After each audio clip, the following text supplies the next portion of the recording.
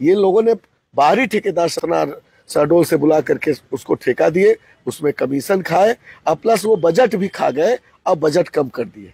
और जब बजट ही नहीं है तो कैसे गौशाला चले? अच्छा भरपूर आप बजट कस लेते हैं, बाही मोड़ लेते हैं। मुझे लगता है मैं बॉर्डर पर खड़ा हूँ और मलेट्टी के जैसे सिपाही होते हैं और मुझे मलेट्टी में जाने का शौक। प्रधानमंत्री आवास योजना, खाद्य सुरक्षा अधिनियम डॉक्टर मनमोहन सिंह ने ऐसे समय पर इसको लागू किया जब उसका फायदा नहीं, सिर्फ नुकसान ही नुकसान है लड़ना। कोई सांसद विधायक होना मेरा अधिकार नहीं। सांसद विधायक तो बहुत है, रीवा में है, प्रदेश में है, देश में।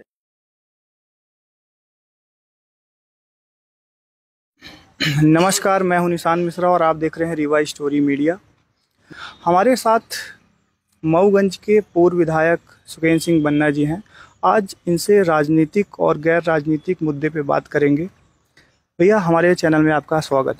धन्यवाद। सर्वप्रथम, मऊगंज के जनता आपके कार्य और आपकी कार्यशैली को देखते हुए बहुत ही पसंद करती है आपको, तो अपने बारे में थोड़ा सा बताइए कि आप कैसे शुरुआत। देखिए क्या है, सर्वप्रथम मऊगंज की जनता हो चाहे कहीं के भी लोग हो, चित परिचित सब, हमसे जो मिलता है तो मैं एकदम परिवार की तरह उससे मिलता हूँ और परिवार की तरह उनका ध्यान रखता हूँ। और खासकर मऊगंज का जहाँ तक सवाल है, सब मेरे पारिवारिक लोग हैं। अब मुझसे बेधड़क दिन रात 24 घंटे जब चाहे फोन लगाएं, जब चाहे मिलें, जो बात कहना चाहे कहें और उनके बातों का मैं बराबर ध्यान रखता हूँ। इसलिए मुझे वो परिवार का मानते हैं, इसलिए वो हमारे साथ खड़े हैं, हम उनके साथ खड़े हैं। अरे भैया, एक प्रश्न जनता का ही है, अक्सर पूछते रहते हैं लोग, हर नेता कुर्ता या फिर एक प्रोटोकॉल पे चलता है, आप हमेशा शर्ट और पैंट ये ऐसे सिंपल सादा क्यों रहते हैं? पैंट शर्ट सिंपल सादा नहीं है। कुर्ता निश्चित रूप से एक समय जब आज़ादी की लड़ाई लड़ी गई और लड़ी जा रही थी, उसमें महात्मा गांधी जी ने धोती पहनी और कपड़े नहीं पहने, और बहुत सारे नेता कुर्ता धोती पहने, बहुत सारे फिर नए युवा उसमें कुर्ता पैजामा पहने, टोपी लगाए। उसका चलन था कि पॉलिटिक्स और जनसेवा और आपके आंदोलन, इन सब में कुर्ता पैजामा का चलन। लेकिन मैं सच बताऊं, अगर आप पूछ ही रहे हैं, मैं कॉलेज लाइफ में पैंट शर्ट पहनता था, बाकी पहले जब से पैंट शर्ट पहनता था। और क्या था कि मुझे मतलब कंफर्ट महसूस होता है जब बेल्ट कस लेते हैं, बाही मोड़ लेते हैं, मुझे लगता है मैं बॉर्डर पर खड़ा हूँ और मलेट्टी के जैसे सिपाही होते हैं। और मुझे मलेट्टी में जाने का शौक भी था, लेकिन हो गया परिस्थितियाँ इधर धकेल दी, उधर जा भी नहीं पाया, उस लायक था भी नहीं लगता है मुझे, तो इधर आ गए। तो मुझे जब बेल्ट पहन लेता हूँ, बाही मोड़ लेता हूँ, तो मुझे लगता हूँ अब मैं तैयार हूँ। तो एक मुझे अंदर से फील होता है कि मैं कमर कस लिया हूँ। तो कमर कसने, बेल्ट लगा लिया, कमर कस लिया, तो ये लगता है कि मैं कोई युद्ध लड़ सकता हूँ और जीत भी सकता हूँ। अच्छा, आपके क्षेत्र में युवाओं में आपका बहुत प्रभाव देखा जाता है। आपकी सोशल मीडिया पे एक युवाओं की टीम भी है, तो उसको कैसे हैंडल करते हैं आप युवाओं को? देखिए क्या है कि नए नए युवा हैं, वो अपने से सब काम करते हैं, फिर मुझसे मिले। पहले मेरा काम, मेरे बारे में लिखना शुरू कर देंगे, मेरी फोटो डालना शुरू कर देंगे, और इसके बाद फिर वो मुझसे मिलते हैं। अब फिर इसके बाद जब मिलते हैं तो स्वाभाविक है कि उनको जब मिलने के बाद और उनको ये लगता है कि नहीं, हमने जिसके बारे में शुरू की जिसको, और फिर सारी चीज़ देखते रहते हैं, उत्साहित होते हैं। उनको भी ये लगता है कि मेरे क्षेत्र के लिए कोई लड़ने वाला है और ऐसे लड़ना चाहिए। तो जो नए नए युवा हैं उनको ये सब सारी चीज़ें पसंद आती हैं। अच्छा, आपका कार्यकाल रहा, अपने कार्यकाल के कुछ 2 या 3 ऐसे आप काम बताइए जो आपको लगता है कि बहुत ही महत्वपूर्ण मैंने काम किए। देखिए ऐसा है कि 2-3 कि एक आपको मालूम हो, त्योथर से और मऊगंज को जोड़ती है चौरा रोड, ये मेरे क्षेत्र के लिए बड़ा विषय उस टाइम बना हुआ था। तो सर्वप्रथम तो मैं उसमें लगा, वो किया और हो गया। आसानी से तो नहीं हुआ, पर उसमें थोड़ी मेहनत करी, वो हो गया। स्वास्थ्य की स्थिति बड़ी खराब थी, तो हमने स्वास्थ्य के लिए जो है प्रयास किया, तो सिविल अस्पताल उस टाइम हो गया। जिले की लड़ाई, बाणसागर की लड़ाई और शिक्षा, इन 2-3 बिंदुओं को लेकर के बेरोजगारी लड़ता था। और जिला तो अभी हुआ, इस बात को हम मानते हैं कि ये अभी बीजेपी रिजीम में हुआ, लेकिन इसकी लड़ाई हमने कम नहीं लड़ी। अब मेरे साथ मैं ही नहीं, बल्कि मेरे साथ 50-50 हजार लोगों ने गिरफ्तारी दी। ये गिरफ्तारी नहीं हुई, कम से कम 4 बार 5 बार जेल भरो आंदोलन हुए, कभी 20,000 की, कभी 30,000 की, तो कभी 40,000 की, कभी 50,000 की। ऐसे लोग हुजूम इकट्ठा होकर के, माताएं बहन और हमारे नौजवान और बुजुर्ग, तब जा करके, तो इससे लगता है कि कहीं न कहीं हम सबका भी योगदान इसमें है। हम कहते हैं आज़ादी की लड़ाई में महात्मा गांधी के नेतृत्व में देश आज़ाद हुआ, पंडित जवाहरलाल नेहरू, सरदार पटेल, मौलाना आज़ाद, इनके नेतृत्व में देश आज़ाद हुआ। पर कहीं न कहीं बहुत सारे लोग फांसी पर झूले, बहुत सारे लोगों को जेल जाना पड़ा, बहुत सारे लोगों ने गिरफ्तारियां दी, उनका भी योगदान उतना ही रहा। तो हम कहते हैं नेतृत्व किसी का भी हो सकता है, लेकिन जिसने भी अपना समय निकाल करके पूरे दम से लड़ा है, तो मैं समझता हूँ, तो मैं उसमें एक अहम योगदान अपना भी मानता हूँ। जनता भी इस बात की क्रेडिट, शायद आपको मालूम हो 22 अगस्त को अभी एक कार्यक्रम था, उसमें मैंने आह्वान करा प्रशस्ति पत्र देने का। आप देखें भारी बारिश के बावजूद हम समझते हैं 50,000 से ऊपर लोग यहाँ पर इकट्ठे हुए और उसमें एक तरीके से सहमति प्रदान की कि हाँ, हम सब ने मिलकर के लड़ा है। अच्छा, जैसा आपने कहा कि 22 तारीख को 50,000 से ऊपर जनता इकट्ठा थी, मैं भी था वहाँ, मैंने देखा। और सबसे बड़ी बात यह है कि बारिश होने के बाद वो जनता वहाँ से हटी नहीं, ये बहुत बड़ी बात है। आप काम भी अच्छा किए और जनता भी आपके एक आह्वान से 50,000 जनता इकट्ठा हो रही, फिर भी आप 2018 के चुनाव में हार कैसे गए? देखिए क्या होता है, क्या कभी कभी परिस्थितियां बनती है। हमें लोग एक बार का वहाँ विधायक मानते हैं जी। लेकिन यथार्थ ये है कि मैं 3 बार 4 बार जनपद का अपना चुनाव ना लड़ा।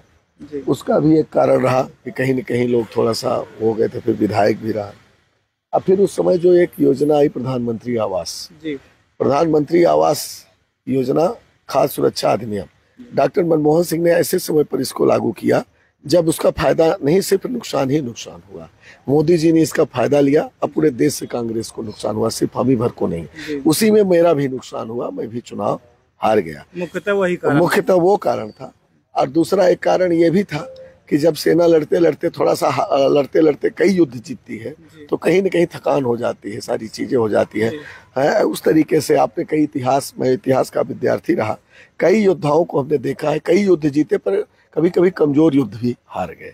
तो उसी तरीके से हुआ अपने साथ भी कि मतलब ये है कि आदमी मतलब कई चुनाव लड़े, जीते, उसमें एक कारण ये भी था, बाकी पीएम आवास तो था।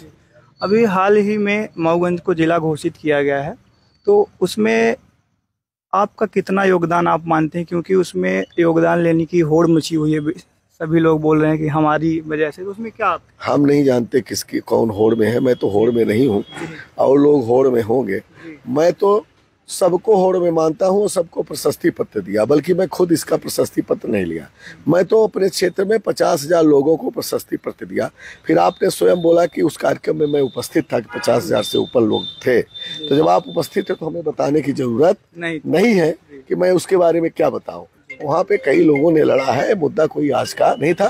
सरकार ने पूरी तरह से दबाव में आकर के उनको ये लगा कि अब देवतला मऊगंज में अब मेरी जाने की स्थिति नहीं बचेगी अगर जिला की घोषणा नहीं करते। भाई देखिए, इस समय छिंदवाड़ा में जाकर के उन्होंने जिले की घोषणा करी, अभी मैहर की चल रही थी जिले की घोषणा करने के लिए। तो कहीं कहीं ऐसी परिस्थितियां बनने की लग रहा है, कहाँ कहाँ जिला बनाते हैं, है ना। तो इस तरीके से उनको प्रयास में उनको ये लगा कि मऊगंज तो नहीं बनाएंगे, तो वहाँ तो बिल्कुल जाने। आपको याद हो कि मैं जब विधायक था 2018 में, सीएम की जनदर्शन यात्रा लगी 230 सीटों पर, हमने कलेक्टर प्रीति मैथिली थी, उनको बोला कि देखो मऊगंज में तो संभव नहीं है, वो आएंगे तो जिला उन्हें बनाना पड़ेगा। फिर नहीं और नहीं आए तो कोई बात ही नहीं, अगर उन्हें जिला बनाना हो तो नहीं आए। प्रीति मैथिली मुझसे कहती रह गई, 3 बार कार्यक्रम बना था सीएम का, तीनों बार कैंसिल हुआ कार्यक्रम, अंत में उनकी जनदर्शन यात्रा नहीं हो पाई। तो वो देखिए जब आए तो फिर उन्हें जिला बनाना पड़ा। लगभग मऊगंज से आपका टिकट फाइनल हो गया है, तो इस बार आप किन बेसिक मुद्दे को लेकर आप जनता के बीच में जाएंगे, क्या कुछ रहेगा? देखिए क्या है, टिकट फाइनल होना न होना वो अलग विषय है, चुनाव लड़ना न लड़ना एक अलग विषय है। हम 28 साल से जनता के बीच में हैं, मुझे जो दिखता है, जो लगता है, वो मैं करने लगता हूँ।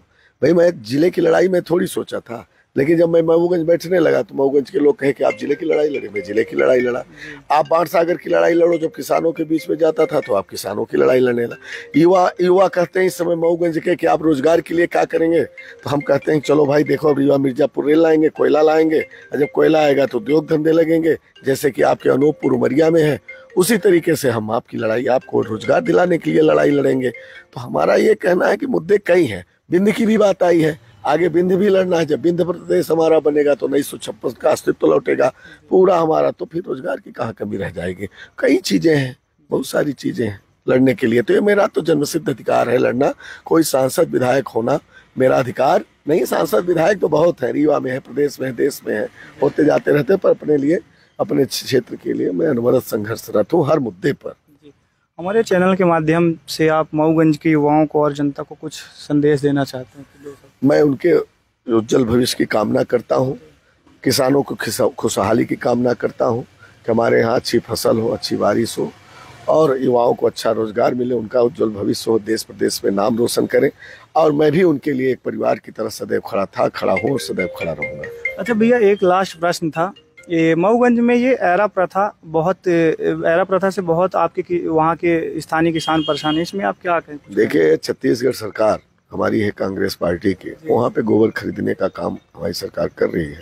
अगर मुझे अवसर मिला या बात रखने का अवसर मिला, वैसे घोषणा पत्र में भी मैंने लिख करके दिया था कि अगर घोषणा पत्र में आप छत्तीसगढ़ के तर्ज पर गोबर खरीदी का प्रोजेक्ट रखें तो निश्चित रूप से आवारा पशुओं की स्थिति खत्म हो सकती है। और खास करके है तो पूरे प्रदेश में ये विषय, बशर्ते बॉर्डर पर कुछ ज़्यादा ही है। उसका कारण है कि उत्तर प्रदेश के जितने मवेशी आते हैं तो वो आकर के सीधे यहीं छोड़ चले जाते हैं। तो चाहे त्योथर का क्षेत्र हो, चाहे आपका इधर हरमुना क्षेत्र हो, हम पूरा प्रयास करेंगे कि इस पर प्रतिबंध लगाएंगे कि उत्तर प्रदेश से मवेशी न आने पाए आवारा पशु।